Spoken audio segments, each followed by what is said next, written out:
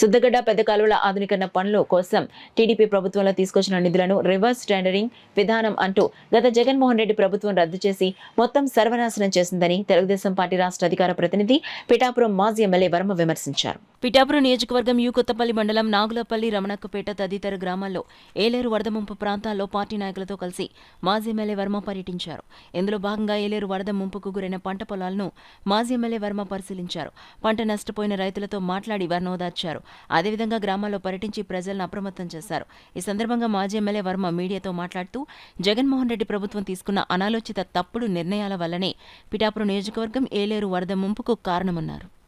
దగ్గరికి పూడుకుపోయి ఆక్రమణకు గురైనాయో అవి ఓపెన్ చేస్తేనే వరదలో కొంత నీరు మనం బయటికి సముద్రానికి వెళ్ళి కాలువలు కనెక్ట్ చేసుకోవడానికి అవకాశం ఉంటుంది. కాబట్టి ఆ విధంగా పనిచేయడానికి అవకాశం ఉంటుంది. ఆ విధంగా మరి కూటమి ప్రభుత్వం పనిచేస్తుందని తెలియజేస్తూ దీనికి మీకు 2 ఇబ్బందులు మన నియోజకవర్గానికి.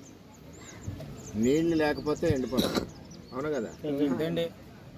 ఇదివరకు 5 ఏళ్ళు ఎప్పుడైనా ఎండిపోయినా మేము ఉన్నప్పుడు అటువంటి దానికి పురుషోత్తపట్నం తెచ్చాం 1800 కోట్లతో. ప్రాజెక్టు పెట్టాక జగన్ వచ్చి ఏం చేశాడు, 5 ఏళ్ళు దాన్ని పక్క పెట్టాడు. మళ్ళీ మొన్న మనం మొదలెట్టాం లేదా, ఊడుపులు పురుషోత్తపట్నంతో అయినా అంతే. ఇటు ఇచ్చాం, పీబీసీకి ఇచ్చాం, 2 ఏళ్ళు ఇచ్చాం. అది ఎండిపోతే నీళ్ళు ఉండాలని ఆ ప్రాజెక్ట్ చేసాం. ఆ ప్రాజెక్ట్ కూడా చంద్రబాబు నాయుడు పాదయాత్రలో ఉన్నప్పుడు ఇవన్నీ రైతులందరూ కూడా, ఈ మల్లవరం రైతులు అందరూ కళ్ళనీళ్ళు పెట్టుకుంటే దాని తర్వాత ప్రభుత్వం వచ్చాయి చేశారు. తర్వాత ఏలేరు ఆధునీకరణ, దీనికి మేము 1,00,000 సంతకాలు ఉద్యమం చేసి రాత్రింబగలు పోరాడి కలెక్టరేట్ ముట్టడి చేసి పాదయాత్రలు చేస్తే అప్పుడు లైన్లో పడ్డాయి. మన ప్రభుత్వం వచ్చాక ఏలేరు ఫేజ్ 2 సుద్దగడ్డ, కొండకాలువ, అలాగే గొరికండి ఇవన్నీ ఉన్నాయి కదా, ఇవన్నీ ఆ మోడర్నైజేషన్కి 176 కోట్లు తెచ్చాం. తెచ్చి ఇక్కడ రావణక్కపేటలోనే శంకుస్థాపన చేసాం. జ్ఞాపకం ఉందా లేదా? ఆ స్టోన్ ఏమైంది, ఆ స్టోన్ కూడా వైసీపీ వాళ్ళు పడగొట్టేశారు.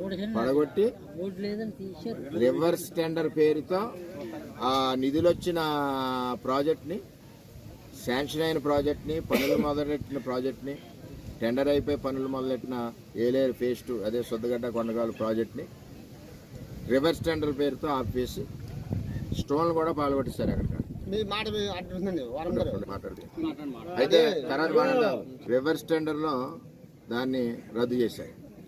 అంటే ఒక వ్యక్తి పరిపాలన ఆలోచన రైతుల కోసం ఆలోచన చేయకపోతే నష్టం ఏ విధంగా ఉంటుందంటే ఇప్పుడు కళ్ళెదురు చూస్తున్నాం, ఈ విధంగా నష్టం ఉంటుంది. ఈ నష్టం ఉండకూడదు. రైతాంగానికి కోట్ల రూపాయల నష్టం జరిగిపోతుంది వరదలు వస్తే. అలాగే ఎండిపోతే కోట్ల రూపాయల నష్టం జరుగుతుందని దానికి పురుషోత్తపట్నం తెచ్చాం. వరదలు వస్తే పూర్తి చేయడానికి ఏలేరు ఫేజ్ 2 తెచ్చాం. తెచ్చిన పనులు ఎవరన్నా సరే ప్రారంభించుకుంటారు, ఒక డబ్బులు బాగానే వచ్చినాయి. దాని వెనకాల నా కష్టం కూడా 2-3 సంవత్సరాలు తిరిగాను ఆఫీసుల చుట్టూ పర్మిషన్ తేడానికి.